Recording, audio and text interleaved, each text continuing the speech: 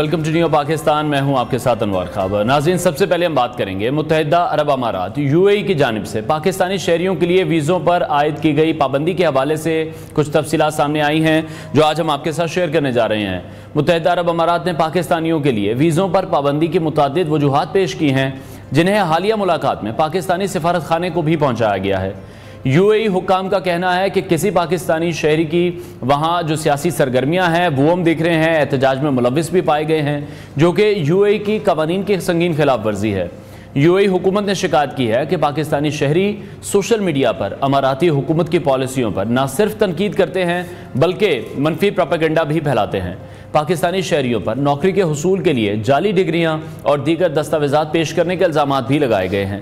اماراتی حکام کے مطابق پاکستانی شہریوں کا جرائم, منشیات, چوری, دھوکہ دہی, بھیک مانگنے اور دیگر غیر قانونی سرگرمیوں میں ملوث ہونے کا تناسب دیگر ممالک کے شہریوں کے مقابلے میں زیادہ ہے اور انتہائی انفارچونیٹ سچویشن ہے. دستاویزات میں یہ بھی کہا گیا ہے کہ کچھ پاکستانی شہری جعل سازی سے شناختی کارڈ اور پاسپورٹ میں رد و بدل کرتے ہیں جو اماراتی قوانین کے خلاف ہے. UAE میں لاکھوں پاکستانی محنت کش اور پیشہ ور افراد روزگار کے لیے مقیم ہیں. ویزوں کی بندش سے نئے مواقع بند ہونے کا خطرہ پیدا ہو چکا ہے. متحدہ عرب امارات پاکستانی معیشت میں ترسیلات زر کا ایک اہم ذریعہ ہے. پابندی سے ترسیلات زر میں کمی کا خدشہ ہے اور یہ معاملہ دونوں ممالک کے تعلقات میں کشیدگی کا سبب بھی بن سکتا ہے جو کہ خطے میں سفارتی چیلنجز پیدا کر سکتا ہے. دوسری جانب پاکستانی سفارت خانے نے UAE کی جانب سے پیش کی گئی شکایات اور دستاویزات پاکستان بھجوا دی ہیں. یہ وقت پاکستانی حکومت کے لیے چیلنجنگ ہے کہ وہ ان مسائل کا سفارتی حل تلاش کرے اور ان وجوہات کو دور کرنے کے لیے مؤثر اقدامات کرے. یہ مسئلہ صرف حکومتوں کا نہیں ہے بلکہ ان لاکھوں پاکستانیوں کا بھی ہے جو متحدہ عرب امارات میں روزگار کے لیے مقیم ہیں یا وہاں جانے کی خواہش رکھتے ہیں. ہمیں انفرادی اور اجتماعی طور پر ایسے رویے اپنانے کی بھی ضرورت ہے جو کہ پاکستان کی عزت اور وقار کو بلند کریں. پاکستانی حکومت کو فوری طور پر اس معاملے کو سفارتی سطح پر بھی اٹھانے کی ضرورت ہے اور عوام کو بھی اس حوالے سے کوشش کرنی چاہیے کہ جس ملک میں ہم جا رہے ہیں وہاں پر جو قوانین موجود ہیں ہمیں ان کو ہر صورتحال میں فالو بھی کرنا ہے. آگے بڑھتے ہیں ناظرین, اب ہم کچھ بات کرنے جا رہے ہیں ڈپریشن کے حوالے سے. ڈپریشن ایک ایسا مرض ہے جو انسان کے ذہن اور دل پر گہرے اثرات مرتب کرتا ہے. یہ ایک نفسیاتی حالت ہے جو کسی بھی شخص کو غم, پریشانی اور بے سکونی کا شکار کر سکتی ہے. وقتاً فوقتاً انسان کو غم یا تکلیف کا سامنا ہوتا ہے لیکن جب یہ غم اس کی شخصیت کا حصہ بن جائے اور انسان کے ذہن میں الجھنیں, تھکاوٹ اور مایوسی پیدا کر دیں تو اسے ہم ڈپریشن کے طور پر جانتے ہیں. یہ ایک ایسا مرض ہے جسے صرف جسمانی یا ذہنی علاج سے کم نہیں کیا جا سکتا بلکہ اس کا روحانی علاج بھی ضروری ہے. ڈپریشن کا علاج صرف مادی طریقوں سے نہیں کیا جا سکتا. روحانیت اور عبادات انسان کے دل و دماغ کو سکون دیتی ہیں اور یہ سکون انسان کی روح کی اصل ضرورت ہے. اللہ پر بھروسہ, اس کے ذکر میں سکون اور دعا کے ذریعے انسان کو اپنی مشکلات سے لڑنے کی طاقت ملتی ہے. اور ہمیں یاد رکھنے کی ضرورت ہے کہ دنیاوی پریشانیاں اور غم ایک وقت کے بعد کم ہو جاتے ہیں لیکن روحانی سکون ہمیشہ ہمارے ساتھ ہوتا ہے. اسی پر ہم بات کریں گے. میں شو میں جوائن کریں مذہبی اسکالر ڈاکٹر طارق شریف زادہ صاحب ہمارے ساتھ اسٹوڈیوز میں موجود ہیں. ڈاکٹر صاحب بہت شکریہ آپ کے وقت کے لیے. سب سے پہلے یہ بتائے گا کہ غم آخر ہمیں کیوں آتے ہیں, ہم اتنا زیادہ ڈپریشن کا شکار کیوں ہوتے ہیں اور آج کل کچھ زیادہ ہو رہا ہے. بسم ربی محمد کریم علیہ الصلوۃ والتسلیم. سب سے پہلے تو یادآوری کا شکریہ اور ہمیشہ کی طرح آج کا عنوان بھی آپ کا بڑا دلچسپ اور زندگی کے بڑے قریب ہے. اور سچی بات یہ ہے کہ یہ ہر زمانے کا ہی عنوان رہا, ہر زمانے کا مسئلہ رہا, لیکن ہمارا یہ جو عہد ہے جس میں اس وقت ہم سانس لے رہے ہیں شاید یہ انزائٹی کے حوالے سے, ڈپریشن کے حوالے سے, قلبی بے سکونی کے اعتبار سے اگر اسے ہم سب سے زیادہ تشویشناک زمانہ کہیں تو شاید غلط نہ ہوگا کیونکہ ہر دوسرا شخص کسی نہ کسی انداز میں عدم اطمینان کا شکار ہے, کہیں نہ کہیں کسی نہ کسی درجے پہ ایک جسے روحانی بے چینی کہتے ہیں اس کا شکار ہمیں نظر آتا ہے. جی ہاں, یہ سارے کے سارے معاملات جو ہیں اگر جب ان کی تفصیل کے اندر ہم جاتے ہیں اور ان کو تلاش کر اس کا پہلا سرا بنیاد تلاش کرنا شروع کرتے ہیں تو ہمیں اندازہ ہوتا ہے کہ وہ جو صوفیاء نے ہمیں کہہ رکھا ہے نا وہی شاید اس کی سب سے کامل تعریف ہے. اور وہ تعریف کیا ہے؟ وہ یہ کہا کرتے ہیں کہ اپنے اور اپنے رب کے فیصلے کے درمیان جو فرق ہے اس کا نام دکھ ہوا کرتا ہے. یعنی انسان کے اندر سب سے پہلے اس وقت بے چینی آنا شروع ہوتی ہے جب وہ اپنی خواہش کے برعکس کسی فیصلے کو ہوتا ہوا دیکھتا ہے, اپنے خیال اپنے اندازے سے ہٹ کے کسی چیز کا اسے سامنا کرنا پڑتا ہے تو فوری طور پر اس کے اندر ایک جو ہے نہ قبول کرنے کی ایک صلاحیت پیدا ہوتی ہے. یعنی دکھ تو یقیناً ایک فطری عمل ہے, انسان کے مزاج کا حصہ بنتا ہی ہے, لیکن جب آپ اس دکھ کو قبول کرنے کی صلاحیت نہیں رکھتے اور آپ اسے قبول نہیں کر پاتے, یعنی وہ جو فرق آپ کے خیال اور آپ کے رب کے حکم کے درمیان ہے، آپ کے رب کے امر کے درمیان ہے، جب آپ ان دونوں کے درمیان ایک مطابقت قائم کرنے کی پوزیشن میں نہیں رہتے تو پھر آپ کو دکھ ہونا شروع ہو جاتا ہے۔ جناب علی کرم اللہ وجہ کریم نے یہ فرمایا تھا کہ کسی نے ان سے پوچھا کہ دکھ جو ہے وہ انسان کی زندگی میں کہاں سے داخل ہوتا ہے، تو آپ نے فرمایا کہ اللہ نے انسانوں پر دکھ کے سارے دروازے بند کر دیے ہیں، صرف ایک دروازہ ہے جہاں سے اس کی زندگی میں دکھ داخل ہوتا ہے، اور وہ دروازہ کون سا ہے؟ وہ دروازہ توقع کا دروازہ ہے۔ جب ہم اپنے گرد و پیش میں لوگ جو موجود ہیں یا ہمارا جو ارد گرد کا جو ماحول ہے اس کی نسبت اور تعلق سے ہم کوئی خاص انداز کی ایک توقع قائم کر لیتے ہیں، ایک امید، بلکہ امید کی حد تک تو خیر کسی حد تک اس کا جواز نکلتا ہے، لیکن جو غیر ضروری امید ہم قائم کر لیتے ہیں اور بعض اوقات غیر حقیقی امید کوئی قائم کر لیتے ہیں، تو نتیجہ اس کا کیا ہوتا ہے؟ اس نے پورا ہونا نہیں، اور جب اس نے پورا نہیں ہونا تو پھر کیا ہونا ہے؟ وہی جو فرق والا معاملہ میں نے پہلے عرض کیا وہ ہونا شروع ہوتا ہے، اور نتیجہ کیا نکلتا ہے اس کا؟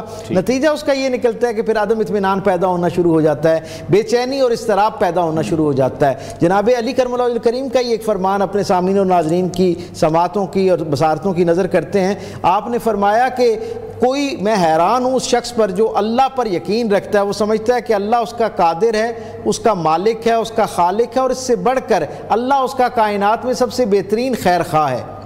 اگر مجھے یہ تسلی ہو گئی ہے، میرے یہ یقین اور ایمانیات کا حصہ ہے کہ کائنات میں ساری قوتوں، ساری تبدیلیوں، سارے فیصلوں کا کلیتاً اختیار میرے اور آپ کے اکلوتے رب کے پاس ہے، اور پھر ساتھ مجھے یہ بھی یقین ہے کہ اس پورے نظام کے اندر میرا سب سے بڑا خیر خواہ میرا رب ہے، تو پھر میری زندگی میں کوئی فیصلہ میری توقع کے مطابق آ رہا ہے یا میری توقع سے ہٹ کے آ رہا ہے، ہر دو صورتوں میں وہ میرے لیے دکھ کا یا پریشانی کا باعث نہیں بنتا۔ یہی دکھ جب طویل ہونا شروع ہوتا ہے تو وہ ڈپریشن کی شکل اختیار کر لیتا ہے، ایک نہ ختم ہونے والی اداسی کا شکار کر دیتا ہے، اور جو آگے جا کے ایک خاص درجے پہ مایوسی کا آپ کو شکار کر دیتی ہے۔ ٹھیک ہے، لیکن ڈاکٹر صاحب آج کل ہم یہ دیکھ رہے ہیں کہ ڈپریشن یا جس طرح سے آپ دکھ کی بات کر رہے ہیں یہ تو ان چیزوں پر ہوتا ہے جو ہمیں نہیں ملی ہیں، لیکن آج کل ہمارا ڈپریشن کچھ عجیب سچویشن پر آ چکا ہے، اور اس کی کچھ ریزن سوشل میڈیا بھی ہے۔ جب ہم وہاں پر بہت سے لوگوں کو دیکھتے ہیں کہ وہ کن بلندیوں کو چھو رہے ہیں، جو بھی وہ کام کر رہے ہیں، obviously وہ اپنی فیلڈ میں ہیں یا اپنی وہ پرسنل لائف لوگوں کو دکھاتے ہیں، ایون بچے ڈپریشن کا شکار ہو رہے ہیں، ان کو وہ تمام چیزیں چاہیے،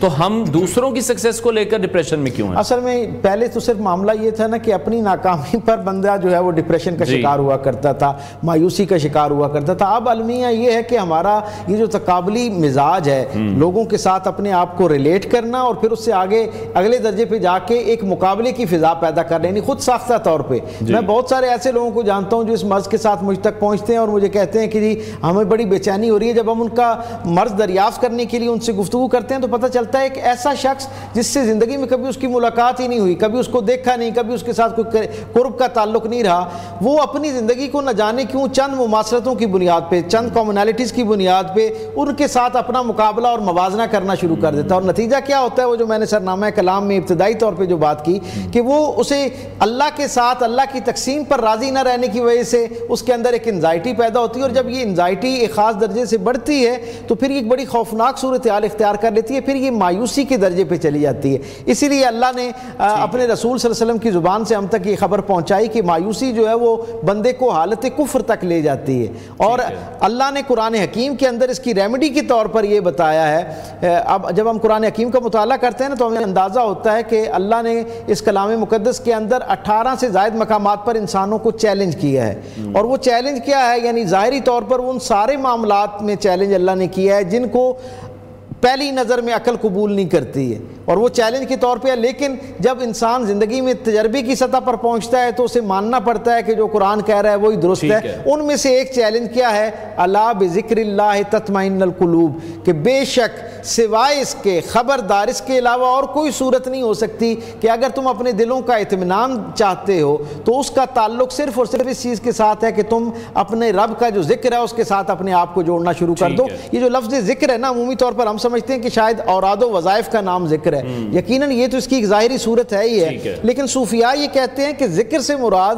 اصل میں اللہ کے دھیان کا نام ہے اور اللہ کی مشیت پر راضی رہنے کا نام ہے۔ تو جب بندہ اللہ کا ہر وقت اس کے ساتھ اس کا ایک تعلق کا دھیان ہوتا ہے تو وہ تعلق کا دھیان ایک خاص درجے پہ جا کے یقین کا ایک رشتہ قائم کر دیتا ہے، جس کے نتیجے میں کیا ہوتا ہے، یہ ساری انزائٹی ٹینشن کا بنیادی سبب ہے وہ جو تقسیم پہ راضی نہ رہنا ہے، اس کا حل نکلنا شروع ہو جاتا ہے۔ اور ذکر میں جیسے میں نے کہا کہ اللہ کی مشیت پہ راضی رہنا، جب مجھے ایک پختہ یقین ہے کہ میری زندگی میں جو کچھ ہو رہا ہے خیر ہے یا شر ہے، اس کا اصل سورس جو ہے وہ اللہ رب العزت کی ذات ہے، اور پھر اس کے ساتھ ہی اتنا ہی پختہ میرا یقین یہ ہے کہ کائنات میں میرے لیے اگر کوئی سب سے بہتر بھلائی کا سامان پیدا کرنے کی جستجو میں ہے، خواہش میں ہے، تو وہ میرا رب ہے۔ تو یہ کیسے ہو سکتا ہے کہ میرے اس مہربان رب کی طرف سے میری زندگی کا کوئی فیصلہ میرے لیے انزائٹی کا، ڈپریشن کا، ٹینشن کا باعث ہو سکتا ہے، اور یہ آسانی پھر ہمارے لیے ہو جائے گی۔ ٹھیک ہے، اچھا اب اس کے حل کی طرف آ جاتے ہیں۔ روحانی سکون کے لیے کون سی پھر دعائیں ہیں؟ کوئی ایسی اسپیسیفک دعا بتا دیں کہ یہ نوجوان جو آپ کو دیکھ رہے ہیں وہ پڑھتے رہیں تو وہ سکون حاصل کر سکیں۔ بہت سادہ سی بات، جیسے پہلے میں نے خود کہا کہ قرآن حکیم اس پہ ایک یکسوئی جو ہے نا ہمیں نسخہ عطا کرتا ہے، اور وہ کیا ہے کہ اپنے آپ کو اللہ کے ساتھ، اللہ کے ذکر کے ساتھ، اللہ کے دھیان کے ساتھ، اللہ کی مشیت کی رضا کے ساتھ جوڑنا شروع کریں۔ جب بندہ مومن اس سارے عمل میں شریک ہونا شروع ہو جاتا ہے نا تو خود بخود اللہ اس کے دل کے اوپر ایک سکینت طاری کر دیتا ہے، اور جو لوگ اللہ کے ذکر یعنی اللہ کے دھیان اور مشیت پہ راضی رہنے والے عمل کا مستقل حصہ ہو جاتے ہیں، یعنی اسے مستقل اختیار کر لیتے ہیں، پہلے انعام کے طور پر پہلی جو اللہ کی طرف سے رحمت نازل ہوتی ہے وہ ہوتی یہ ہے کہ بندہ ڈپریشن سے باہر آ جاتا ہے، اس کے اندر جو انزائٹی ہے، بے چینی ہے، اضطراب ہے، وہ اس سے باہر آ جاتا ہے۔ اور ہم سب جانتے ہیں اور دنیا کے سارے ماہرین نفسیات اس بات پر متفق ہیں کہ ڈپریشن کا ایک بہت بڑا اور سامنے نظر آنے والا نقصان یہ ہے کہ جو باقی ماندہ آپ کے پاس صلاحیتیں ہوتی ہیں، جو پوٹینشیل آپ کے اندر موجود ہوتا ہے، وہ بھی منیمائز ہونا شروع ہو جاتا ہے، اس سے بھی آپ اس طرح فائدہ اٹھانے کی پوزیشن میں نہیں رہتے کیونکہ آپ کا جذبہ فوت ہو چکا ہوتا ہے، اور نتیجتاً آپ اگر یہ مستقل بنیادوں پر رہے تو ایک باقاعدہ مرض کی شکل اختیار کر لیتا ہے۔ اور باقی ہم نے بہت سارے ایسے لوگوں کو دیکھا جنہوں نے ہر وقت اپنے آپ کو لوگوں کے ساتھ موازنے کی کیفیت میں رکھا، ہر وقت ایک دوڑ کی کیفیت میں، ہر وقت ایک دوسرے پر سبقت لے جانے کی خواہش کے ساتھ زندگی کا سفر کرتے ہوئے دیکھا، اور نتیجہ کیا ہوا، انتہائی باصلاحیت لوگ جو ان کے اندر کئی طرح کا پوٹینشیل موجود تھا، خوبیاں موجود تھیں، وہ اس سوسائٹی کو اپنی ذات کے حوالے سے بھی اور اپنے گرد و پیش کے حوالے سے بھی بہت سارا خیر فراہم کر سکتے تھے، لیکن یہ جو نامنصفانہ تقسیم والا خیال جو دل میں آ جاتا ہے اور اس کے نتیجے میں جو ڈپریشن پیدا ہوتا ہے، اس نے اتنے باصلاحیت آدمی کو اتنا بیکار کر دیا ہوتا ہے کہ بجائے اس کے کہ وہ سوسائٹی کو کنٹریبیوٹ کرے، اس میں کوئی اپنی طرف سے پازیٹیوٹی انجیکٹ کرے، وہ خود ایک لائبلٹی بن جاتا ہے اس سوسائٹی کے اوپر۔ اور یہ جو منفی قوت ہے یہ صرف انسان کی اپنی شخصیت کو متاثر نہیں کرتی، پہلے فیز میں تو بندہ ہوتا ہے، اس کا جو گرد و پیش کا ایک جو اورا ہے اس سارے کو وہ متاثر کرتا ہوا نظر آتا ہے۔ اسی لیے ہم دیکھتے ہیں کہ گھر کے اندر اگر ایک آدمی کلیتاً ڈپریشن کا یا انزائٹی کا مریض ہو جاتا ہے تو آہستہ آہستہ وہ پورا گھرانہ کسی نہ کسی شکل میں اس سے متاثر ہونا شروع ہو جاتا ہے، اور کئی دفعہ اس ایک آدمی کی یہ انزائٹی اتنی ڈیولپ ہوتی ہے، اتنی پھیلتی ہے کہ کئی اور لوگ اس گھر کے جو ہیں وہ انزائٹی کا شکار ہونا شروع ہو جاتے ہیں۔ سو اس لیے اسے بہت ابتدائی سٹیج پر ہی روکنے کی کوشش کرنی چاہیے۔ اور ریمیڈی جو آپ نے پوچھی، میں نے جیسے پہلے بتایا کہ اللہ کے ساتھ اپنا تعلق مضبوط کریں، اور دوسرا چیزوں کو بالکل حقیقت پسندانہ انداز میں دیکھنا شروع کریں، یہ پہلا عمل ہے۔ ہم جو اس کا جو وظیفہ ہے اس کی طرف بعد میں آتے ہیں۔ سب سے پہلی بات یہ کہ زندگی کو اس انداز میں سوچیں کہ یہ سارا عمل جو میرے ارد گرد ہو رہا ہے، آپ کے ارد گرد ہو رہا ہے، اس کے اندر، اس پوری زندگی کے اندر عزت کے حوالے سے، وسائل نعمتوں کے حوالے سے میرے علاوہ بھی باقی لوگوں کا حصہ ہے، اور اللہ کے ہاں اللہ کو ساری مخلوق ایک جیسی پیاری ہے، وہ بہتر سمجھتا ہے کہ کس وقت کون سی نعمت کس کے پاس ہونی چاہیے۔ جب آپ اس تقسیم پر راضی ہونا شروع ہو جاتے ہیں اور سمجھتے ہیں کہ یہ جو سامنے نعمتوں کا ایک تھال میرے سامنے موجود ہے، سجا ہوا ہے، اس سارے پہ میرا حق نہیں ہے بلکہ اس میں بہت سارا حصہ بہت سارے لوگوں کا بھی ہے۔ تو نتیجہ کیا نکلتا ہے کہ جب یہ سوچنا شروع کرتے ہیں اور پھر اس کے ساتھ آپ اللہ رب العزت کے جو کلمات مقدسہ ہیں جب آپ ان کا ورد کرنا شروع کرتے ہیں، ان کو پڑھنا شروع کرتے ہیں، تو جیسے میں نے آپ کو بتایا کہ فکری طور پر آپ کو ایک توانائی ملتی ہے اس خیال سے کہ آپ کا اللہ آپ کا مہربان ہے، آپ کا خیر خواہ اور آپ کے بارے میں ہمیشہ بہتری کا جو ہے وہ فرمان جاری کرتا ہے۔ جب آپ اس کے ساتھ فکری طور پر آپ کو تقویت ملتی ہے، روحانی طور پر ان اوراد و وظائف سے پھر آپ کو وہ برکت ملنا شروع ہو جاتی ہے کہ آپ کے لیے اس ڈپریشن سے نکلنا یا اس سے چھٹکارا آسان ہو جاتا ہے۔ جو کلمات مقدسہ ہیں ان میں سب سے پہلے تو درود پاک کی یہ خوبی ہے کہ ویسے تو اسے زندگی کی کسی مشکل مرحلے کے لیے، کسی خواہش خواب کی تکمیل کے لیے آپ اسے اس نیت سے پڑھنا شروع کر دیں تو اللہ کے نزدیک درود پاک کا پڑھنا اتنا مجرب ہے، اتنا پسندیدہ ہے کہ اللہ اس کی برکت سے ہر طرح کی نعمت جو ہے وہ عطا کر دیتا ہے۔ یہ ایسی نعمت ہے کہ کوئی شخص، دنیاوی نعمتیں تو اپنی جگہ پر ہیں، اگر کوئی شخص اللہ کو اللہ سے پانے کی نیت سے اگر درود پاک پڑھنا شروع کر دے تو اللہ اپنا آپ عطا کر دیتا ہے. آپ تصور کریں کہ اس سے بڑی نعمت کوئی ہو سکتی ہے. سو پہلی بات تو یہ کہ درود پاک کو مستقل اپنی زندگی کا حصہ بنائیں. ماہرین نفسیات بھی اب یہ بات کہتے ہیں اور دین اسلام سے تو ہم تک یہ اس کا مزاج جو ہے وہ ہم تک پہنچتا ہے کہ باوضو رہنا جو ہے وہ کئی حوالوں سے آپ کو اس انزائٹی اور ٹینشن سے نجات کا ذریعہ بنتا ہے. پھر تیسرے درجے کے اوپر اللہ رب العزت کے وہ جو رحمت بھرے نام ہیں, وہ جو صفات کے ایسے نام ہیں جن کے اندر براہ راست بندوں کے ساتھ اس کا جو حسن معاملہ ہے وہ جھلکتا نظر آتا ہے, اس کی رحمت کے جو نام ہیں, اس کے فضل اور کرم کے جو نام ہیں, ان سے اللہ کو پکارا جائے تو اس سے بھی اللہ کی رحمت جو ہے وہ آپ کے ساتھ ہے. پھر سب سے اہم بات کہ آپ اللہ کے ساتھ ہر لمحہ حالت دعا میں آ جائیں. یعنی وہ باتیں جو آپ لوگوں کے سامنے کر کے اپنا دل بھی جلا رہے ہوتے ہیں اور ان کی ذہنی بیماری کا ذریعہ بھی بن رہے ہوتے ہیں, وہ باتیں آپ مصلی پر اپنے اللہ کے ساتھ کریں. اور صرف مصلی پر نہیں, بستر پر لیٹتے ہوئے, چلتے پھرتے دنیا کے اندر بھی بھرپور رہیں اور اپنا ایک تعلق, ایک تار جو ہے جیسے صوفیاء کہتے ہیں, اپنا ایک رنگ, ایک حوالہ جو ہے وہ مستقل اللہ کے ساتھ قائم رکھیں. اس کا نتیجہ یہ ہوتا ہے کہ کچھ وقت کے بعد یہ جو آپ کی جسے کہتے ہیں نا ایک طرف کی گفتگو ہے, صرف آپ کی طرف سے کی جانے والی گفتگو ہے, اس کے اوپر برکت کی شکل میں, سکون کی شکل میں آپ کی زندگی میں اللہ کی رحمت جو ہے وہ داخل ہونا شروع ہو جاتی ہے. آپ کے لیے آسان ہو جاتا ہے. یا سلام و یا کریم, یہ اللہ کے دو ایسے محبوب نام ہیں, پسندیدہ نام ہے کہ اسماء حسنہ میں سے بھی ہیں.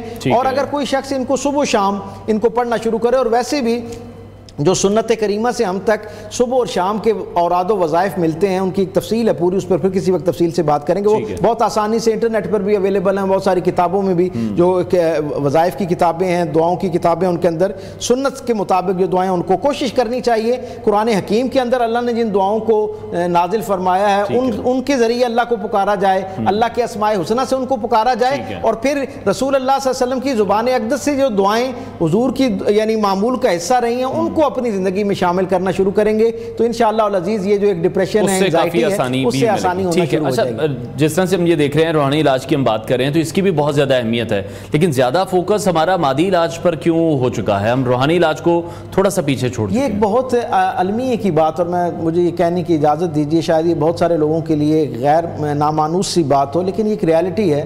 ہم سب کو سب سے پہلے تو یہ سمجھنا چاہیے کہ جس طرح سارا خیر اللہ کے ہاتھ میں ہے نا, اور اسی طرح سارا شر جو ہے وہ بھی اللہ کے دست قدرت کے اندر ہے. نہ کسی شخص کی زندگی میں کوئی آسانی اللہ کی اجازت اور اذن کے بغیر آ سکتی ہے, اور نہ کوئی مصیبت, پریشانی, امتحان آ سکتا ہے. حضرت علی نے وہ فرمایا تھا نا کہ بندے کی زندگی میں جب تکلیف آتی ہے تو وہ چاہے تو اس کو اپنے لیے معصیت کا ذریعہ بنا لے, اللہ سے ناراضگی کا, اللہ سے دوری کا ذریعہ بنا لے, اور چاہے تو اس کو اللہ شکر ادا کر کے, اس پہ صبر کر کے اپنے آپ کو اللہ کے قریب ہونے کا ذریعہ جو ہے وہ بنا دے. تو یہ تو ہمارا رویہ طے کرتا ہے کہ آنے والی مصیبت ہمارے لیے کتنی بڑی مصیبت ہے, کتنی بڑی نعمت ہے. پہلی بات. دوسری بات یہ, ہم سب کو یہ سمجھنا چاہیے کہ شفا جو ہے وہ خالصتاً زندگی کے مسائل میں حل جو ہے وہ خالص اللہ کے ہاتھ میں, اور یہ سارے میڈیمز اللہ کے میڈیمز ہیں, اور یہ سارے میڈیم سنت کے میڈیمز ہیں. عمومی طور پر ہمیں یہ خیال آتا ہے کہ ہم اگر روحانی طور پر کوئی علاج شروع کر دیتے ہیں تو اب ہمیں جسمانی علاج کی کیا ضرورت ہے. یعنی ایک طبقہ ایسا ہے جو کہتا ہے کہ جب آپ روحانیت پہ آ گئے تو آپ کو اس سے بڑھ کر کیا چیز ہے, یہ تو آخری. بھائی اللہ کے رسول سے بڑھ کے تو کسی کے پاس روحانیت نہیں تھی نا, لیکن حضور کے پاس جب کوئی شخص آتا آپ اس پر نگاہ التفات فرماتے اور دیکھتے, اگر اس کا مرض جو ہے وہ جسمانی نوعیت کا ہے تو اسے حکیم ابو قواشہ جو تھا, جو یہودی حکیم تھا, اس کے پاس بھی بعض اوقات ریفر کر دیتے, اور اسے ظاہری جو دنیا کے اسباب ہیں جسے ہم دوائی کہہ سکتے ہیں اس سے اس کا علاج کرتے. اگر اس کا کوئی کاؤنسلنگ کا میٹر ہوتا, نفسیاتی مسئلہ ہوتا, تو اس کے ساتھ گفتگو کرتے, یا کسی اس موضوع کے ماہر آدمی کو کہتے کہ اس کے ساتھ تھوڑی دیر گفتگو کرو, جسے آج جدید زبان میں ہم نفسیاتی جو کاؤنسلنگ ہوتی ہے اس کو ہم کہتے ہیں سائیکالوجسٹ کے ساتھ سیشن جو ہوتا ہے وہ اس طرح کا اس کے ساتھ سیشن کرتے. اور اگر کہیں روحانی معاملہ ہوتا تو پھر سرکار دو عالم صلی اللہ علیہ وسلم جو ہے روحانی انداز میں اس کو براہ راست جو ہے وہ شفا کے لیے اس کے لیے جو معاملہ کرتے, اوراد و وظائف بتاتے, دم کرتے, یہ سارے معاملات حضور کی زندگی کا حصہ رہے. بیلنس کر کے چلنا بڑا ضروری ہے. دیکھنا سب سے پہلے ہمیں یہ دیکھنا چاہیے کہ جو ہمارا مسئلہ ہے وہ جسمانی نوعیت کا ہے یا روحانی نوعیت کا. یہ جو مختلف انتہاؤں پہ ہم چلے گئے ہیں نا, کہ کچھ لوگ ہیں جو صرف جسمانی نوعیت کے مسائل, ساری زندگی وہ جسمانی مسائل کا حل تلاش کرتے رہتے ہیں, اور آخر میں پتہ چلتا ہے کہ وہ مسئلہ نفسیاتی تھا یا روحانی تھا, اور پھر پتہ چلتا ہے کہ جب وہ روحانیت کے پاس پہنچتے ہیں تو اس وقت تک اتنا وہ بگڑا ہوتا ہے کہ بہت وقت لگتا ہے اس کو پھر واپس لانے میں, اس کو دوبارہ اس کی صحت کو بحال کرنے میں. اسی طرح کچھ معاملات جسمانی نوعیت کے ہوتے ہیں, روحانیت کا جو برکت ہے، فیض ہے، اس سے جو شفا کا ایک امکان اور یقین ہے، اس سے کون ذی شعور انکار کر سکتا ہے؟ لیکن اگر کوئی جسمانی نوعیت کا مسئلہ ہے، جب مدینے میں وبا پھیلتی ہے تو سرکار دو عالم صلی اللہ علیہ وسلم دم بھی فرماتے ہیں اور پھر اس کے علاج کے لیے اس حکیم کے پاس بھی لوگوں کو ریفر کرتے ہیں کہ جاؤ اور اس سے جا کے علاج۔ بالکل ڈاکٹر صاحب، اب یہ ٹاپک ایسا ہے کہ اس پر جتنی بھی گفتگو کر لیں ہم وہ کم ہی رہے گی، وقت کی ہمارے پاس کمی ہے۔ بہت شکریہ مذہبی اسکالر ڈاکٹر طارق شریف زادہ صاحب ہمارے ساتھ ان کانورسیشن تھے، آپ کا بہت شکریہ۔ بریک لیتے ہیں ناظرین، بریک کے بعد آپ کو دوبارہ جوائن کریں گے۔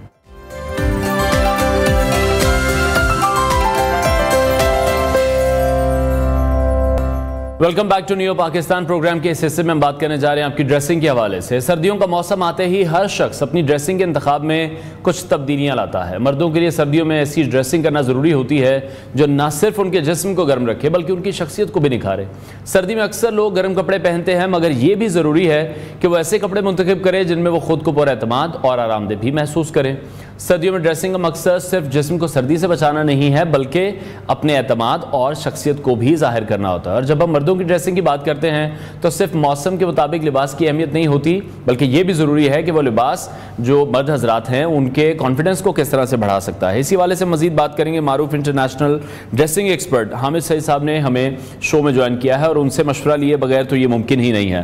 حامد صاحب بہت شکریہ ہمیں شو میں جوائن کرنے کے لیے۔ سب سے پہلے تو میں یہ جاننا چاہوں گا، جس طرح سے سردیوں کا آغاز ہو گیا ہے، آپ تقریباً 25 سال آپ نے نیو یارک میں گزارے ہیں، پہلے بھی آپ ہمارے شو میں بڑی بار آئے ہیں، آپ کا جو کلپ پھر وائرل ہوتا ہے اس سے لوگ بڑے انسپائر ہوتے ہیں، تو میں یہ جاننا چاہتا ہوں کہ وہاں پر لوگ سردیوں کو کس طرح سے مینیج کرتے ہیں؟ وہاں پر تو بہت زیادہ سردی پڑتی ہے، یہاں تو بس 1-2 مہینے ہمیں ہلکی سی سردی دیکھنے کو ملتی ہے۔ ایکچولی انہوں نے فگر آؤٹ کیا ہوا ہے کہ سردیوں میں ہم نے کیسے ڈریس اپ کرنا ہے، وارم کیسے رہنا ہے اور اس کے ساتھ اچھا بھی کیسے لگنا ہے۔ تو اس دونوں چیزیں کیسے بیلنس ہونی چاہیے نا، اس کے بغیر اگر آپ کمبل لپیٹ لیں گے یا اگر آپ موٹی سی جیکٹ پہن لیں گے تو آئی مین obviously gonna kill your look۔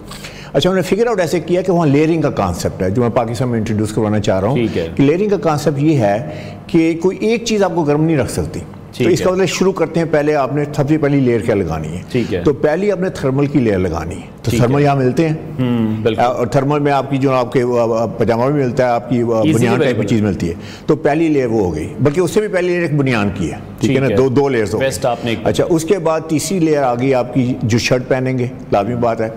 تو اگر آپ سردیوں میں شرٹ پہننا چاہتے ہیں ایکسکیوز می کیجول، تو فلینل کی شرٹ بڑی زبردست شرٹ ہے، فلینل کی شرٹ فلالین ہے جو آج کل بڑی پاپولر ہے، and that could give you a great look but at the same time it could give you keep you warm. اچھا، اس کے بعد چوتھی شرٹ آ گئی سویٹر کی۔ اب سویٹر یہ نہیں کہ وہ والا جو بڑا سستا سا سویٹر ہوتا ہے، وہ جہاں موٹا سا ہوتا ہے، اس کے اوپر ساری پلنگ آ جاتی ہے، بلکہ وہ آپ کی شرٹ میں کلر بھی لگ جاتا ہے سویٹر کا۔ تو سویٹر ہو جو بڑا سلیک سا سویٹر ہو، اس میں آپ وی نیک لے سکتے ہیں، اس میں آپ ٹرٹل نیک لے سکتے ہیں، آپ اپنی گردن کو بھی وارم رکھ سکتے ہیں۔ obviously گردن اگر وارم ہے تو آپ وارم رہیں گے۔ تو اس کے بعد آپ نیکسٹ لیئر آ گئی آپ کی، جیسے آپ پروفیشنل ہیں تو آپ نے سوٹ پہننا ہے یا آپ نے بلیزر پہننا ہے، تو ایک اور لیئر اور آ گئی۔ اس کے بعد جو ہے نا سب سے امپورٹنٹ لیئر ہے وہ ہے ٹاپ کوٹ کی۔ ٹھیک ہے، ٹاپ کوٹ، بلکہ دو کوٹس ہیں، ایک ہے کار کوٹ، کیونکہ آپ نے گھر سے نکلنا ہے، اس کے بعد آپ نے کار میں جانا ہے تو کار وارم تو نہیں ہے نا، تو کار کوٹ کے ساتھ آپ اندر جا سکتے ہیں، اس کے ساتھ ڈرائیونگ بھی کر سکتے ہیں، وہ ذرا شارٹ ہوتا ہے۔ اس کے بعد ہے لانگ کوٹ۔ لانگ کوٹ ہے جو آپ کو وہ لک دیتا ہے۔ اس کے بعد ہیٹ ہے، مفلر ہے، so I mean you are very well dressed for to keep yourself warm and look, کسی ایونٹ پہ جانے کے لیے۔ ٹھیک ہے، لیکن ہمیں سب یہاں پر میں دیکھتا ہوں کہ لانگ کوٹ جو ہے اس کو مینیج کرنا، اس کو کیری کرنا، یہ لوگوں کو بہت زیادہ مشکل لگتا ہے کہ یار کوئی کیا کہے گا یہ اتنا لمبا کوٹ پہنا ہوا ہے، کیونکہ یہاں پر بھی اس طرح سے ٹرینڈ نہیں ہے۔ دیکھیں بات سنیں، موویز ہم نے سب نے دیکھی ہوئی ہیں، اس میں کیا لوگ ہے، بے شمار لوگ جو کہتے ہیں جی موویز میں یہ آیا میں ایسے لگنا چاہتا ہوں۔ لانگ کوٹ ایک اسٹیپل آئٹم ہے، this is not a something novelty item, بلکہ میں کہوں گا ایک لانگ کوٹ 3-4 کلرز ہیں، اس میں سے ایک کلر چوز کر لیں آپ۔ نیوی کا long coat, it's a tremendous coat, اور اس کے بعد ہے کہ this will keep you, I mean you can get use of this for another 10-15 years. Nothing going to happen to that top coat. دوسرا یہ ہے کہ آپ بلیک میں چلے جائیں، چارکول میں چلے جائیں، یا کیمل کلر کا کوٹ ہے وہ بھی بڑا اچھا لگتا ہے۔ یہ 4 آپشنز، یہ 4 آپ کے کلر کی آپشن سال آپ کیری کر سکتے ہیں، سال سر ایک بار بنوا لیں۔ ٹھیک ہے، اس کے بعد دیکھیں चाहे महीना 2 महीने सर्दी पड़ती है तो ठिठुरने की जरूरत तो नहीं है। बिल्कुल ऐसे ही है। होता यह है कि जी वो सर्दी तो नहीं कब कभी नहीं जाती, you know that's what people say. I would say you know that's the best way to keep. अच्छा, सिर्फ अगर हम स्पेसिफिकली शूटिंग की बात करें तो उसमें आप क्या समझते हैं सर्दियों के लिए कौन से कलर्स हैं, कौन से पैटर्न्स हैं, चेक हम देखते हैं कि सर्दियों में वो एड अप हो जाता है? देखिए वैसे तो मैं आपको पता है कि हमेशा मैं कहता हूँ कि darker colours you know give you more powerful look और मोर reliability, you look more. Shootings के साथ ही जो मफलर है, शलवार कमीज के साथ मफलर है, शलवार कमीज के साथ शॉल है, ये कितनी इंपॉर्टेंट है, ये किस तरह से कैरी करनी चाहिए? देखिए शॉल तो इंतहाई हमारी जो ट्रेडिशनल लुक आ जाती है। ठीक है। तो अगर आप यू नो इंपॉर्टेंट मीटिंग में जा रहे हैं, अगर आप कॉर्पोरेट बंदे हैं तो you know I don't think it's gonna suit you.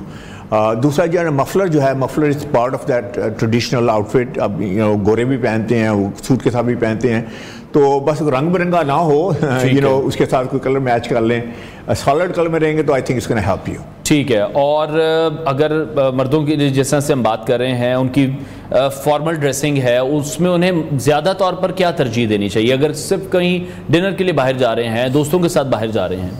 देखिए मैंने पहले भी बात की है कि जो जैकेट के बगैर ना it's you don't have a look. ठीक है। इससे पैंट शर्ट पहन के चले जाते हैं। अभी सेम थिंग है, you know everybody is wearing pant shirt, बाहर जाते हैं। कभी आज तक आपने कोई मुड़ के देखा कि आप पैंट शर्ट पहनी हुई है? चाहे उस बेचारे ने योगो बास की शर्ट पहनी हो, चाहे उसने ज़ेनिया की या उसकी अरमानी की उसने पैंट पहनी हो, उसके साथ उसने शूज़ पहने हो जैसे बॉलीज के, तो is wearing probably 3 lakhs on him, लेकिन हमने कभी परवाह नहीं की, नोटिस नहीं होता। ठीक है। देखिए आपने नोटिस जरूर होना है, आपने स्टैंड आउट करना है, यू नो। आप ये नहीं कि आप कोई तकब्बर है या ये है, तो आप अगर स्टैंड आउट नहीं करेंगे तो people not gonna pay attention to you. तो उसमें करने के लिए आपको ब्लेजर के साथ या आपको उसको यू नो कोट के साथ, आई मीन पैंट शर्ट तो कोट के साथ ही अच्छी लगेगी। ठीक है। और सबसे मेरे हिसाब से जो सबसे वो एक नोटिसेबल चीज़ होती है, सबसे पहले वो शूज़ होते हैं, और उस पर हम ज़्यादा फोकस नहीं करते हैं। शलवार कमीज़ के साथ या शूटिंग के साथ किस किस्म के शूज़ हमें पहनने चाहिए? मैं हमेशा ये कहता हूँ कि अगर आप if you want to ruin your outfit ना, तो आप रॉन्ग शूज़ पहन लें। तो रॉन्ग शूज़ जो हैं, जैसे अगर आप शूटिंग है, 2 पीस सूट पहना, 3 पीस सूट पहना, तो उसके साथ ऑक्सफोर्ड के शूज़ होने चाहिए, तस्मे वाले शूज़ होने चाहिए। वेकेशन नहीं चलेगी, लोफर्स नहीं चलेंगे, चप्पल तो डेफिनेटली नहीं चलेगी। तो एक तो ये रूल है। दूसरा है कि जब आप शलवार कमीज में आ जाते हैं तो उसमें आपकी पेशावरी चप्पल है, दैट लुक्स ग्रेट। उसके बाद आपके लोफर्स हैं, you know there various types of loafers, लेकिन जो क्लिप ऑन वगैरह लगे हैं, डेकोरेशन है, बहुत सारे फूल बूटे बने हुए हैं, उनको अवॉइड करें। आई थिंक ट्रेडिशनल जो लोफर है, I think that looks great. Tassel वाले जो लोफर्स हैं, दे लुक एब्सोल्युटली फिनोमिनल। देखिए पता क्या है, आप जितने मर्जी पैसे खर्च कर लें, मैं ये कहता हूँ कि एक है न्यू मनी लुक, है ओल्ड मनी लुक। तो आपको ओल्ड मनी लुक में आना चाहिए। ओल्ड मनी लुक जो है हमेशा टाइमलेस है, क्लासी है, एलिगेंट है। तो ये चा वाली जो मतलब है कि मेले ठेले वाली लुक जो है ना, I think you should avoid that. ठीक है। और हमें सब हम ये देखते हैं कि जो फैशन अभी आप जिस तरह से आपने भी जिक्र किया है, फैशन कीप्स रिपीटिंग, कि हम वो चीज़ें बार बार देखते हैं कि वही चीज़ें बार बार रिपीट होकर आती हैं। जैसे लेसिस वाले शूज़ हैं, एक टाइम पे आया था लेसिस वाले शूज़ बिल्कुल ख़त्म हो गए थे कि जिसने पहने होते थे तो ऐसा लगता था उसको कहते हैं अब स्कूल जा रहे हैं, और अब दोबारा से वो फैशन मेन हो गए हैं। जी देखिए 10-15 साल लगते हैं कि फैशन को रिपीट करते हुए, लेकिन प्रॉब्लम पता है कि पाकिस्तान में क्या है, वो ये है कि वो बंदा ख्याल नहीं रखता कि यार फैशन ये चेंज हो गया। फॉर एग्जाम्पल मैंने एक बंदे को देखा, हुआ बड़ा पीकॉक की तरह चल रहा था, मैंने बड़ा इंप्रेस हुआ, दूर से नजर आया, तो करीब आया तो मैंने देखा कि उसने टाई लगाई थी, वो इतनी चौड़ी जैसे वो बिबनी होती है, तो अब ओल्ड फैशन टाई लगाई हुई है। I mean at one time थे वो पॉपुलर। तो ये बंदा आके कहता है टीवी पे कि मैं स्टेट ऑफ द आर्ट हूँ या पाकिस्तान को यहाँ ले जाऊंगा, या वो यू नो उसकी जो अपना नैरेटिव है वो है, लेकिन he looks like he is from dinosaur age. तो it's not gonna work, it's not gonna click इन। ठीक है, बहुत शुक्रिया मारूफ international dressing expert Hamid Saeed साहब हमारे साथ इन कॉन्वर्सेशन थे। नाज़रीन उम्मीद करते हैं कि तमाम जो बातें आज हमने की हैं और ड्रेसिंग के हवाले से हमने जो कोशिश की है कि मर्द हज़रात अपनी ड्रेसिंग पर भी फोकस करें, साथ ही साथ सर्दियों को मैनेज करने के लिए भी। और अगर आप ये तमाम चीज़ें जो हामिद साहब ने बताई हैं ये आप अपना लेते हैं तो आपकी सर्दियां जो हैं वो भी काफ़ी बेहतर गुजरेंगी, आपको सर्दी भी नहीं लगेगी और आपकी शख्सियत में भी एक अच्छा निखार ज़रूर आएगा। ब्रेक लेते हैं, ब्रेक के बाद आपको दोबारा ज्वाइन करेंगे।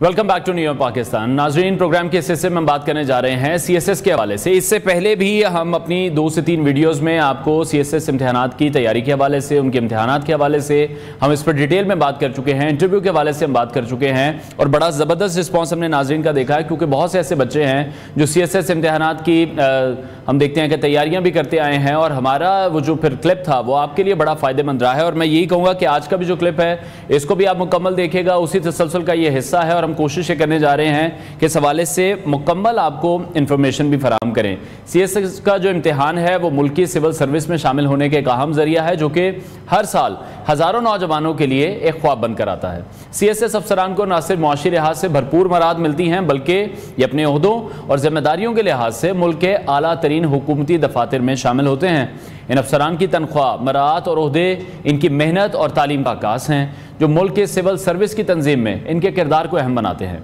पाकिस्तान में सिविल सर्विस का निज़ाम मुल्क की सियासत, मईशत और इंतज़ामिया के अहम सतूनों में से एक है। CSS अफसरान मुख्तलिफ हुकूमती महकमों में आला ओहदों पर फाइज होते हैं, और इनकी तनख्वाहें, मरात और दीगर सहूलतें एक मखसूस सतह पर मुकर्रर की जाती हैं जो उनकी खिदमात का एतराफ़ करती हैं।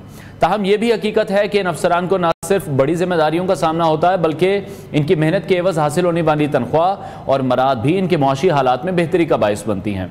हर किसी के ज़हन में एक ही सवाल आता है कि CSS पास करने के बाद बड़े बड़े ओहदों पर बैठे अफसरान की तनख्वाह कितनी होती है, इन्हें मरात कितनी हासिल होती हैं और कौन कौन से ओहदे मिलते हैं। आज के सेगमेंट में हम CSS अफसरान की तनख्वाह, मरात और ओहदों की तफसील पर रोशनी डालेंगे, और साथ ही इस पर बात पर भी गौर करेंगे कि इन अफसरान के लिए मरात किस तरह से उनकी ज़िंदगी को बेहतर बनाती हैं, उनके काम की नौइयत किस तरह के चैलेंजेस फराहम करती है। हमारे साथ स्टूडियोज़ में मौजूद हैं एडिशनल सेक्रेटरी लोकल गवर्नमेंट, कानून और पार्लिमानी उमूर उस्मान ताहिर जब्बार साहब ने हमें ज्वाइन किया है। उस्मान साहब, बहुत शुक्रिया आपके वक्त के लिए, हमें शो में ज्वाइन करने के लिए। सबसे पहले मैं ये जानना चाहूँगा, बहुत बार ना वो वर्ड आ गया कि तनख्वाह कितनी है, मरात कितनी है, ये पुरकशिश चीज़ें हैं जो लोगों को फिर बड़ा अट्रैक्ट करती हैं।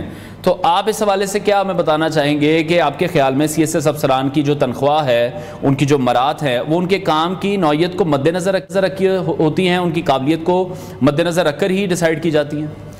बिस्मिल्लाहिर्रहमानिर्रहीम। Thank you very much Khawar साहब फॉर इनवाइटिंग मी। ये हमारा सेकंड एपिसोड है, जैसे आपने बताया पहले। बहुत सारी ना मिथ्स जो CSS के साथ अटैच्ड है ना, उनमें से एक ये तनख्वाह भी है। ठीक है। यानी नॉर्मली लोग ये समझ रहे होते हैं कि जो बंदा CSS या PMS करके आया है, जो सेंट्रल सुपीरियर सर्विस में आया है या प्रोविंशियल मैनेजमेंट सर्विस के अंदर आया है, उसकी तनख्वाह बाकियों से हट के है। पहले तनख्वाह का बुनियादी स्ट्रक्चर समझ लें। ठीक है। मुल्क में 2-3 निज़ाम चलते हैं जो तनख्वाह को रेगुलेट करते हैं। पहला जो स्ट्रक्चर है उसको कहते हैं BPS, बेसिक पे स्केल या बेसिक पे स्ट्रक्चर, जो भी आपने इसका नाम देना। ठीक है। ये मोस्टली 99% ये चल रहा होता है। फिर एक MP स्केल होता है, एक फिर SPS होता है, स्पेशल पे स्केल होता है, फिर एक मिनिमम वेज जो है वो गवर्नमेंट डिफाइन करती है। ये तकरीबन कोई 4 स्ट्रक्चर बन जाते हैं मिल मिला के।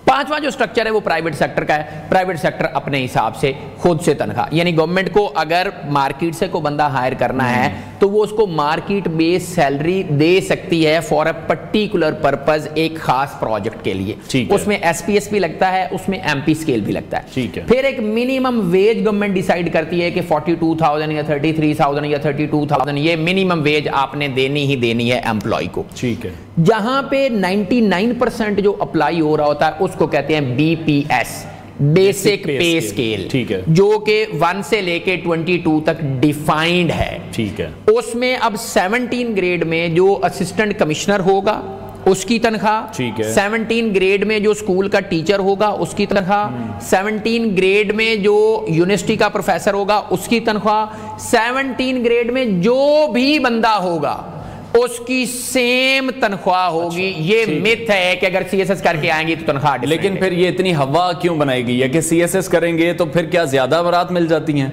हाँ, ये क्यों है? हाँ, हवा इसलिए है कि जो नाम जैसे आपने लिया सेंट्रल सुपीरियर सर्विस, पाकिस्तान के अंदर अगर कोई ऐसी जगह है जहां आप अपनी मेहनत के साथ जा सकते हैं और आपको सराउंडिंग से कहीं से किसी सिफारिश की जरूरत नहीं है, वो CSS है या PMS है या मुकाबले का कोई भी इम्तिहान, वहां आप अपनी क्वालिफिकेशन के बेस पे जाते हैं। اس کے ساتھ جو پیکج ہے نا سوشل پریسٹیج کا اور جو پیکج ہے اس کی سوشل ٹیگ کا اور ویلیو کا, وہ ایڈڈ ایڈوانٹیج ہے جو لوگوں کو اٹریکٹ کرتا ہے to come into this service. ٹھیک ہے, یہ ہے جو ساری چیزوں سے ایک امتیاز, جس کو ہم پروٹوکول بھی کہہ سکتے ہیں کہ کچھ پروٹوکولز کچھ زیادہ ملتے ہیں سی ایس ایس افسران کو. obviously 17 گریڈ کے ٹیچر کو تو وہ پروٹوکول نہیں ملے گا جو اسسٹنٹ کمشنر کو مل رہا ہوگا. ٹھیک ہے, اب جس کو آپ پروٹوکول کہتے ہیں جی اس کو ہم ذمہ داری کہتے ہیں. ٹھیک ہے, جس کو آپ کہہ رہے ہیں نا کہ 17 گریڈ والا ٹیچر جو ہے اس کو تو یہ پروٹوکول نہیں ملتا, بھائی اس کو یہ ذمہ داری بھی نہیں ملتی. جس کو لوگ پبلک بیٹھ کے کہہ رہے ہوتے یار صاحب نے تو صرف سگنیچر ہی کرنے ہیں, اس سگنیچر کے پیچھے جو ایک فائنینشیل لائبلٹی ہے باقیوں کو پھر وہ بھی تو نہیں ملتی نا. اور پھر جب آپ اس سائڈ پہ آپ یہ ایک آرگومنٹ کہتے ہیں نا کہ دیکھیں 17 گریڈ والے تو دوسرے بھی ہیں, ان کو تو یہ چیزیں نہیں ملی. بھائی ان 17 گریڈ والوں کو کسی نے نہیں روکا تھا کہ وہ بجائے یہ ایگزام دینے کے وہ یہ دے لیتے. راستہ تو ساروں کے لیے کھلا تھا, اوپن میرٹ تھا, اوپن سپیس تھا, اوپن پلے گراؤنڈ تھا, ساروں کے لیے سیم پچ تھی, وہ بھی آ جاتے, آ کے دے لیتے. اب انہوں نے اگر دوسرا راستہ چوز کیا ہے تو انہوں نے اپنے آپ کو لیس ریسپانسبلٹی میں لکھا. یہاں پہ اگر وہ لے کے آیا کوئی بندہ اپنے آپ کو, اس کے پیچھے جو ایک بیگیج ہے ریسپانسبلٹی کا, that is not protocol, that is accountability. ٹھیک ہے, اور اچھا کن کن محکموں میں پھر تعیناتیاں ہوتی ہیں as per their education, as per their experience, وہ بھی میں چاہوں گا ذرا آپ ضرور ڈیفائن کر دیجیے گا لوگوں کے لیے. اچھا, دو بنیادی چیزیں ہیں کہ دو طرح کے مقابلے کے امتحانات ہوتے ہیں, ایک پروونشل لیول کا ہے اور ایک فیڈرل لیول کا. جو پروونشل لیول کا ہے اس کو بولتے ہیں P M S, provincial management service. ٹھیک ہے, یہ چاروں صوبے علیحدہ علیحدہ لیتے ہیں. پنجاب میں اس کا پی پی ایس سی لیتا ہے, Punjab public service commission. Sindh میں اسی طرح سے سندھ پبلک سروس کمیشن ہے. کے پی میں خیبر پختونخوا پبلک, اور بلوچستان کا پبلک سروس کمیشن علیحدہ ہے. یہ پروونشل لیول کا ایگزام ہوتا ہے جس میں 1200 مارکس کے آپ کے 12 پیپر ہوتے ہیں. ایک پیپر صبح ہوگا, ایک شام میں ہوگا, اس طرح سے 12 پیپرز آپ کے ہو جائیں گے. اور 200 مارکس کا آپ کا انٹرویو ہوگا جب آپ پیپرز کو کوالیفائی کر کے آئیں گے. دوسرا ہے سینٹرل کا ایگزام, فیڈرل کا ایگزام. اچھا, اس میں آپ کی لیول پروونشل لیول پہ سلیکشن ہو رہی ہے اور آپ سرو بھی اسی پروونس میں کریں گے. دوسرا فیڈرل لیول کا ہے جس میں آپ پورے پاکستان سے لوگوں کے ساتھ کمپیٹ کریں گے. فرق آپ خود دیکھ لیں, یہاں پروونس میں کمپیٹ کر رہے ہیں within your own peers, اور پھر سب کے ساتھ وہاں آپ نے سب کے ساتھ کمپیٹ کرنا ہے, اور سب کے ساتھ کمپیٹ کر کے وہاں 1200 نمبر کے پیپرز ہیں اور 300 نمبر کا انٹرویو ہے. اس کے بعد آپ پہلے 5 سال آؤٹ آف پروونس جا کے سرو کریں گے, اس کے بعد آپ اپنے پروونس میں آئیں گے. تو جتنی ساتھ آپ پکس جس کو گن رہے ہیں اس کے ساتھ پھر اتنی مشکلات بھی ہیں. بالکل ایسی ہے, لیکن پھر وہی بات ہے کہ جب ہم سوشل میڈیا کے تھرو کچھ چیزوں کو دیکھتے ہیں, مینپولیٹ چیزیں بھی ہمیں نظر آتی ہیں, اور کہیں نہ کہیں یہ بتایا جاتا ہے کہ بہت آسانی ہے, ایک بار آپ نے پاس کر لیا تو پھر زندگی بڑی آسان ہے. تو ان مشکلوں کو دکھانے کے لیے بھی ہم نے اس پروگرام کو ڈیزائن کیا. اچھا, جس طرح سے grade 17 assistant commissioner, grade 18 deputy commissioner, پھر ایڈیشنل سیکرٹری جیسے کہ آپ ہیں, پھر سیکرٹری, تو یہ جو ترتیب وائز میں چاہوں گا کہ آپ ہمیں ذرا تھوڑا سا سمجھائیں کہ ان عہدوں پر ترقی کب, کیوں اور پھر کس طرح سے ہوتی ہے, وہ کیا ایک میکانزم ہے. اچھا, اس میں نا اب 2 پیرلل سٹریمز ہیں. ٹھیک ہے, جو بندہ پی ایم ایس اور سی ایس ایس کے تھرو آتا ہے اس کی 2 سٹریمز آف پوسٹنگز ہیں. نمبر 1 از سیکریٹریٹ پوسٹنگ, نمبر 2 از فیلڈ پوسٹنگ. یہ دونوں پیرلل چلتی ہیں. یعنی ایک بندہ جب سلیکٹ ہو کے آئے گا وہ گریڈ 17 میں آئے گا, اور اس کا جو کریئر پاتھ ہے وہ 18, 19, 20, 21 اینڈ 22 ہے. C S S P M S دونوں کا. ٹھیک ہے, اب جب وہ سی ایس ایس والا ہے یا پی ایم ایس والا ہے, اس کی سیکریٹریٹ کی پوسٹنگ کی ایک سٹریم ہے اور ایک فیلڈ کی ہے. یعنی سیکریٹریٹ میں 17 والا جب بھی آئے گا وہ سی ایس ایس کا ہے یا پی ایم ایس کا ہے, وہ پہلے سیکشن آفیسر لگے گا 17 میں, 18 میں وہ ڈیپٹی, میں پروونسل کی بات کر رہا ہوں. ٹھیک ہے, پروونسل میں پہلے سیکشن آفیسر 17 میں, 18 میں ڈیپٹی سیکرٹری لگے گا, 19 میں ایڈیشنل سیکرٹری لگے گا, اور گریڈ 20 میں وہ جا کے سیکرٹری لگ جائے گا. فیڈرل میں ایک سٹیپ لوور ہے, وہاں 17 والا بھی سیکشن آفیسر لگے گا اور 18 والا بھی سیکشن آفیسر لگے گا. ٹھیک ہے, یعنی یہاں پہ 19 والا جو ہے وہ ایڈیشنل سیکرٹری لگتا ہے, وہاں پہ 18 والا ڈپٹی سیکرٹری لگ رہا ہے اور 19 والا بھی ڈپٹی سیکرٹری لگ رہا ہوتا ہے. یعنی فیڈرل میں یہاں پہ گریڈ 20 کا سیکرٹری ہے, وہاں گریڈ 20 کا ایڈیشنل سیکرٹری ہے. یہ فرق یہاں پہ آ گیا. اب یہی بندہ سیکریٹریٹ میں جاب کر رہا ہے, اس کو جب یہاں سے اٹھا کے آپ فیلڈ میں لے کے جائیں گے, اس کا بی پی ایس سیم رہے گا, اس کی سیلری سیم رہے گی, اس کا جو بیگیج ہے ریسپانسبلٹیز کا وہ ڈیفرنٹ ہو جائے گا. پورٹ فولیو 17 میں یہاں सेक्शन ऑफिसर था, फील्ड में जाके एसी लगेगा। 18 में यहाँ डेप्टी सेक्रेटरी लगेगा, वहां पे जाके वो एडिशनल डेप्टी कमिश्नर लग जाएगा finance and planning, additional deputy commissioner general लग जाएगा, एडिशनल डेप्टी कमिश्नर रेवेन्यू लग जाएगा। फिर 19 में यहाँ एडिशनल सेक्रेटरी था, वहां फील्ड में जाके वो डेप्टी कमिश्नर लग जाएगा। ठीक है। इसी तरह से 20 में यहाँ सेक्रेटरी था, फील्ड में जाके वो 20 में जाके कमिश्नर लग जाएगा। तो ये बिल्कुल दोनों पैरेलल स्ट्रीम्स हैं और दोनों ऑफिसर्स इंटरचेंजेबली लगते रहते हैं। और ये जिस तरह से आपने कहा कि ये लगते रहते हैं, ऑब्वियसली उसका एक मैकेनिज्म तो बना होगा, एक पैटर्न बना होगा। लेकिन जब हुकूमतें तब्दील होती हैं तो तब जो खाड़ पिछाड़ की जाती है, उससे ये मामला कितने असरअंदाज होते हैं या नहीं होते? नहीं, देखिए हुकूमतों के आने जाने से ब्यूरोक्रेसी का निजाम नहीं बनता। उसकी वजह यह है कि जब हुकूमत नहीं होती तब भी जो हुकूमत को चला रही होती है वो ये हुकूमती मशीनरी होती है जिसको आप ब्यूरोक्रेसी कहते हैं। यानी असेंबली आपकी इन सेशन नहीं है, इंटरिम गवर्नमेंट चल रही है, उस वक्त इलेक्शंस भी किसी ने कराना है, मुल्क के लॉ एंड ऑर्डर को भी मेंटेन रखना, हर मशीनरी को सारी को चलाना है, तो वो ये हुकूमतों के आने जाने से इनका स्ट्रक्चर चेंज नहीं होता क्योंकि इनका सेट पैटर्न है। इन्होंने उसी सेट पैटर्न के ऊपर they are governed bye laws and rules and regulation, उसमें कोई चेंजेस उस तरह से नहीं आती। हाँ, हर हुकूमत को ये इख्तियार और हक हासिल है उसका। जैसे आप ये समझते हैं जो CSS अफसरान हैं उनकी तरक्की के लिए जो मौजूदा निज़ाम है उसमें कुछ तब्दीलियां होनी चाहिए, वो दरकार हैं? हमारे यहाँ ना, मुझे यहाँ पे कामरान लाशारी साहब की एक बात बड़ी खूबसूरत याद आती है, हमारे सीनियर हैं, वो अक्सर कहा करते हैं कि गवर्नमेंट में ना एक्शन के ऊपर आपको पनिश किया जाता है और इन एक्शन पे आपको कुछ नहीं किया। यानी I was supposed to do something और वो मैंने नहीं किया तो मुझे कोई नहीं पूछेगा। I was supposed to do something, वो मैंने किया, अब उसमें कोई लूप होल रह गया। देखिए ना, बुक्स जो होते हैं, जो लॉज होते हैं, जो रेगुलेशंस होती हैं, वो आइडियल फ्रेम में आप और मैं जब फिजिक्स केमिस्ट्री का प्रैक्टिकल करते थे या पढ़ते थे बुक्स के अंदर, तो लिखा होता था कि इसमें ये चीज कांस्टेंट है। तो लॉ जब लेबोरेटरी के अंदर बनाया जाता है उसमें सर्टेन चीजें कांस्टेंट्स होती हैं। अब यानी ये प्रोग्राम चल रहा है, इस प्रोग्राम के अंदर अगर अचानक आपको एक बंदा आ जाता है, वो आके कहता है यार मुझे चाय चाहिए। अब चाय के लिए आपने एक पूरा प्रोसेस अकाउंटिंग का, आगे पहले रिक्वेजिशन जाएगी, वो रिक्वेजिशन जाके वहां से अप्रूवल होगी, फिर सीईओ साहब, अगर मलिक साहब नहीं बैठे हुए तो अप्रूवल नहीं मिली तो चाय नहीं मिली। तो इस तरह से नहीं होता, आप चाय दे देते, अप्रूवल बाद में ले लेते। तो वो जो लूप होल्स रह जाते हैं नॉर्मली उनके ऊपर ऑफिसर्स को पनिश किया जाता है। होना तो ये चाहिए कि काम ना करने के ऊपर सजा होनी चाहिए, काम करने के बाद जो लूप होल्स रह जाते हैं उनको मेरे इनकम्प्लीट क्यों रह गया था उस पर फिर जवाब आप कह रहे हैं मांग लिया जाता है, वो नहीं होना चाहिए या उस पर कुछ और सिस्टम होना चाहिए। ठीक है। अच्छा, आपके करियर की अगर हम एग्जांपल ले लें तो सबसे ज्यादा चैलेंजिंग आपने क्या काम किया, कब किया, कहां किया? यार सबसे चैलेंज जो मैंने पहले आपको बताया ना कि जो हमारे पहले हम जो PS ऑफिसर्स होते हैं, PSP ऑफिसर्स होते हैं, जो CSS करके लोग आते हैं, इनको ना पहले 5 साल आउट ऑफ प्रोविंस सर्व करना पड़ता है। ठीक है। Which is a huge challenge in itself. यानी आप यंग हैं, आप सिंगल हैं, बहुत सारे लोग होते हैं जो सिंगल होते हैं। फिर आप एक ऐसे प्रोविंस में जा रहे हैं जहां की आपको जुबान नहीं आती, जहां के आपके लोगों के साथ वाकफियत नहीं पता। आई स्टिल रिमेंबर कि मैं जिस वक्त सिंध जा रहा था, माय फादर वो सो इमोशनल, उन्होंने कहा यार वहां जा रहे हैं, उस जमाने में वहां ऑपरेशन चल रहा था, ठीक है, कराची के अंदर। तो ही वाज सो इमोशनल कि यार आप नई जगह पे जा रहे हैं, कैसे होगा। फिर उन्होंने खुद से ही दुआ दे दी, उन्होंने कहा यार जाओ, जिसके पास जब बैठोगे ना अल्लाह खुद ही उसके दिल में तुम्हारी इज्जत डाल देगा। तो वो कहने का मकसद है कि नए लोग थे वहां पे, फिर वहां गए, फिर वही सबसे अच्छा टाइम भी था, चैलेंजिंग भी था और सबसे अच्छा भी वही था। उसकी वजह ही वहां गए, जुबान सीखी। आज भी जेकॾहिं मूंसां सिंध में को माण्हू अचे, मां उनसां सिंधी में ॻाल्हाईं। क्या बात है। यानी सिंधी सीखी, उनका रेवेन्यू रिकॉर्ड सिंधी में है, सिंध के लोगों को पढ़ा, उनको समझा। अब सिंध के लोगों के ऊपर इतनी एक प्यार और मोहब्बत और नसीहत वाला फैक्टर है कि आज भी खुशी गमी की कोई ना कोई बात होती है। वहां से कोई भी आए, हम शौक से मिलते हैं कि यार सिंध से बंदा आया है, सिंध से कोई कॉल आएगी, शौक से सिंधी से बात करेंगे। वो चैलेंजिंग भी था और मोस्ट रिवार्डिंग भी था। लास्ट कमेंट जब्बार साहब मैं आपसे चाहूंगा कि जो बच्चे अभी CSS इम्तिहान की तैयारी कर रहे हैं उनके लिए आपको मशवरा देना चाहते हो, इन तमाम बातों से हटकर अगर वो ये सोचें कि जी ये मराहत होंगी, इस तरह का ओहदा होगा, इतने प्रोटोकॉल होंगे, वो आप क्या कहना चाहेंगे उन्हें?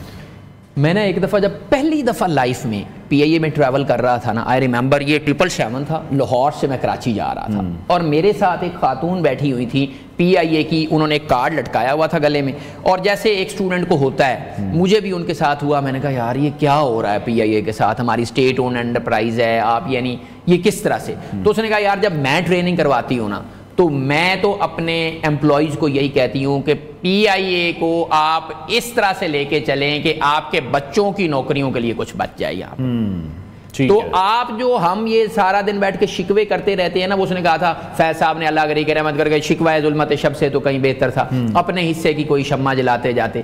تو یہ جو نوجوان نسل کہتی ہے نا کہ جی یہ ہے وہ ہے، ایسے نہیں ہے ایسے نہیں، تو ہر ایک کے لیے پلیٹ فارم اوپن ہے، وہ آئے کمپیٹ کرے اور اس ملک کی ترقی میں اپنا اپنا حصہ ڈالے. پلیٹ فارم بالکل اوپن ہے، لیول پلینگ فیلڈ ہے، کوئی بندہ آپ کا حق نہیں چھین سکتا. آپ نے اس ملک کی اگر تقدیر بدلنی ہے، آپ آئیں اس امتحان میں بیٹھیں اور best of the best minds لے کے آئیں اور اس ملک کی ترقی میں اپنا حصہ ڈالیں. بہت شکریہ ایڈیشنل سیکرٹری قانون و پارلیمانی امور عثمان طاہر جپا صاحب ہمارے ساتھ ان کانورسیشن تھے. اور امید ہم یہ کرتے ہیں کہ ہمارا یہ جو تیسرا ایڈیشن تھا CSS کے حوالے سے، یہ بھی آپ کو اتنا ہی پسند آئے گا، آپ کے لیے اتنا ہی مفید رہا ہوگا، اتنا ہی کارگر رہے گا. وہ تمام بچے جو کہ CSS کی تیاری کر رہے ہیں، ان کے لیے ہماری بیسٹ وشز ہیں. جپا صاحب کی جو بھی انہوں نے ہدایات دی ہیں، جو بھی معلومات انہوں نے دی ہیں، ان پہ اگر عمل کرتے ہیں تو میرا خیال ہے کامیاب آپ ضرور ہو سکتے ہیں. بریک لیتے ہیں ناظرین، بریک کے بعد آپ کو دوبارہ جوائن کریں گے.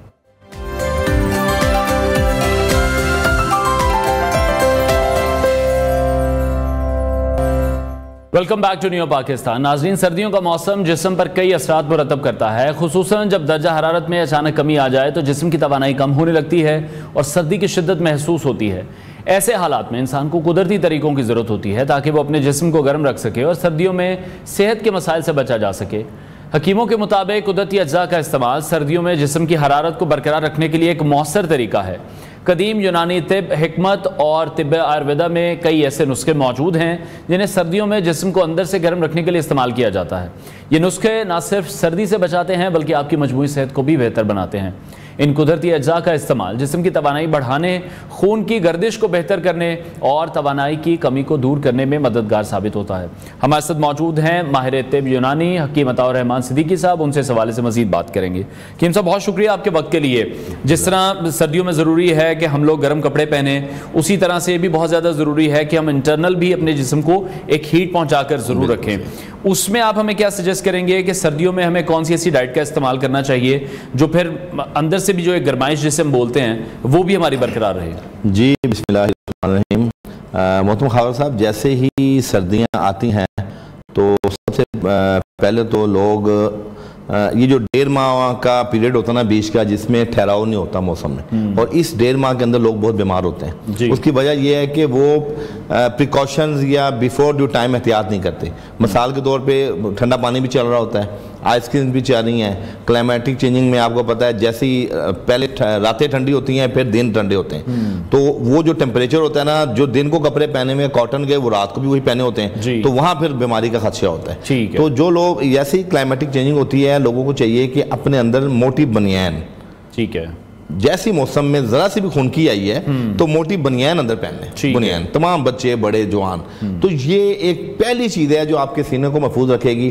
دوسرا بالخصوص جو گاڑی میں ہیں وہ تو چلے تحفظ میں ہیں، جو لوگ بائک زیادہ یوز کرتے ہیں، موٹر بائک، ان کے لیے بہت ضروری ہے کہ ماسک کا استعمال کریں اور ٹوپی کا استعمال کریں، بالخصوص جب موٹر سائیکل چلاتے ہیں. ٹھیک ہے. تو اس میں یہ ہوتا ہے کہ ناک کے ذریعے، کانوں کے ذریعے اور یہ سینہ، یہ 3 ایسی جگہ ہیں جن کے ذریعے ہمیں ٹھنڈ ہمیں بہت جلدی متاثر کرتی ہے. ڈائٹ سے پہلے یہ بھی بہت زیادہ ضروری ہے. ہاں ٹھیک ہو. اچھا، دوسری اہم چیز یہ ہے کہ سردیوں میں ظاہر بات ہے راتیں لمبی ہوتی ہیں، انسان کی نیند بھی پوری ہوتی ہے، 8 آورز مل جاتے ہیں کمپیریٹیولی گرمیوں کے. صبح اٹھ کے 5-10 منٹ آپ باہر نہ نکلیں، آپ اپنے بیڈ کے اوپر اپنے کمرے کے اندر کچھ ایسی فلیکسیبلٹی والی ایکسرسائز کریں جس سے آپ کے بالوں سے لے کے ناخن تک بلڈ سرکولیٹ ہو جائے. ٹھیک ہے. ہمارے یہاں کیا ہوتا ہے کہ ایک دم آنکھ کھلتی ہے، دیکھتے ہو یہ تو آفس کا ٹائم ہو گیا یا اسکول کا ٹائم ہو گیا یا کالج کا ٹائم ہو گیا، فوری نہانے جاتے ہیں. ایسی حالت میں بلڈ سرکولیٹ نہیں ہوتا اور آپ ٹھنڈا پانی اپنے اوپر ڈالتے ہیں تو بلڈ کلوٹنگ کا اور پیرالائز کا اور وہ فیشل پیرالائز، فالج لقوے کا شدید خدشہ ہوتا ہے. ٹھیک ہے. تو میں یہ التماس ضرور کروں گا کہ ہمارے بچے، بڑے، گھر کے والدین یہ جو SOPs ہے نا کہ صبح اٹھتے ساتھ 5-10 منٹ باڈی کو وارم اپ کریں، ایک جگہ کے اوپر سائیکلنگ کر لیں اور کچھ ایسی لچک والی ایکسرسائز وہ کریں، اسٹریچنگ والی کر لیں، تو اس سے آپ کی باڈی وارم اپ ہوگی، تو اس سے آپ جو موسمی اثرات سے بچ سکتے ہیں. ٹھیک ہے. تیسری چیز ہماری جو سب سے اہم ہے وہ خوراک ہے. جی اچھا، خوراک میں نے شروع میں بتایا کہ جیسے کہ ٹھنڈا پانی فل چھوڑنا پڑے گا، پانی کو نارمل ٹیمپریچر میں لے آئیں. اسی طرح خوراک کے اندر آپ کھجوروں کا استعمال کثرت سے کریں.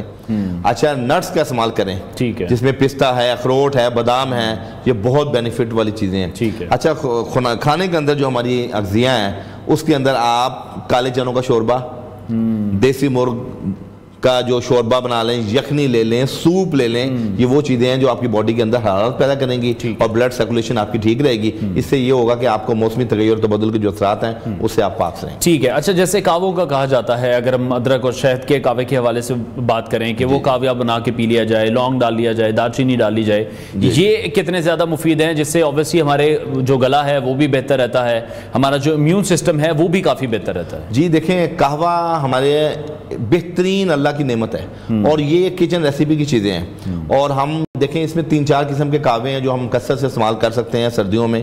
بالخصوص ایک کہوہ جو ہمارے GIT سسٹم کو ٹھیک رکھتا ہے وہ بڑا کامن ہے. اس میں یہ کہ پودینہ, سونف اور الائچی, گھر میں 4-5 لوگوں کے لیے اگر آپ نے بنانا ہے تو 4-5 کپ پانی میں 10 پتے پودینہ کے ڈال لیں, آدھی چمچ سونف کی ڈال لیں اور 2 الائچی ڈال لیں, اور یہ بہترین کہوہ بنتا ہے. اس میں اگر 1-2 ڈراپ لیمو کے ڈال کے اور شکر ملا کے پیئیں گے تو آپ کا پورا GIT سسٹم, آپ کے پورے لنگز کے معاملات یہ سے ٹھیک رہیں گے.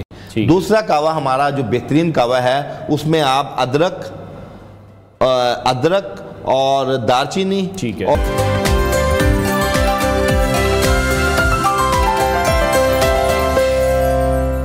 Welcome back to new Pakistan. ناظرین, اب ہم ایک ایسی دلچسپ اور اہم تحقیق پر بات کریں گے جس نے شادی کے اثرات پر روشنی ڈالی ہے. آپ نے اکثر سنا ہوگا کہ شادی ایک ایسا لڈو ہے جسے کھانے والا بھی پچھتاتا ہے اور نہ کھانے والا بھی, لیکن حقیقت یہ اس سے بالکل مختلف ہے. حالیہ ریسرچ سے یہ ثابت ہوا ہے کہ شادی شدہ افراد کنوارے افراد کے مقابلے میں زندگی میں زیادہ خوش رہتے ہیں. یہ تحقیق جنرل ایوولوشنری سائیکولوجیکل سائنس میں شائع ہوئی ہے, جس میں 12 مختلف ممالک سے تعلق رکھنے والے 6338 افراد کو شامل کیا گیا. اس تحقیق کا مقصد یہ جانچنا تھا کہ شادی شدہ جو افراد ہیں ان کی شخصیت اور جذباتی صحت پر کیا اثرات مرتب ہوتے ہیں.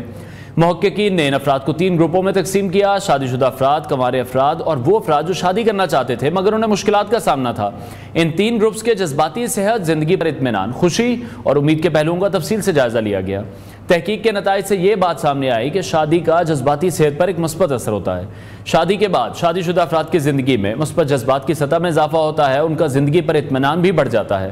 اب تک کے لیے اتنا ہی, ہمیں اجازت دیجیے. انشاءاللہ اگلے ہفتے آپ سے پھر ملاقات کریں گے. اپنا بہت سارا خیال رکھیے, اجازت دیجیے. جمعہ مبارک. اللہ حافظ.